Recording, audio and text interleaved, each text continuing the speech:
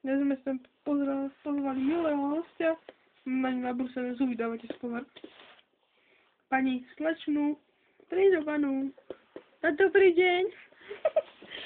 Čo ste dneska jedli? Kurva, spalo mi slov.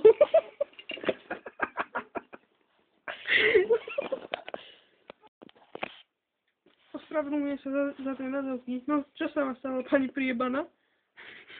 Ja som pridrbaná, pane. Tak pani pridrbaná, to máte jedno. Krava je krava, nie? No to teda nie. Čo sa ma to pýtali? Čo sa vám v tom vašom drbnatom živote stalo? No, ja som išla do obchodu kupovať párky a oni mi miesto toho predali klobásy.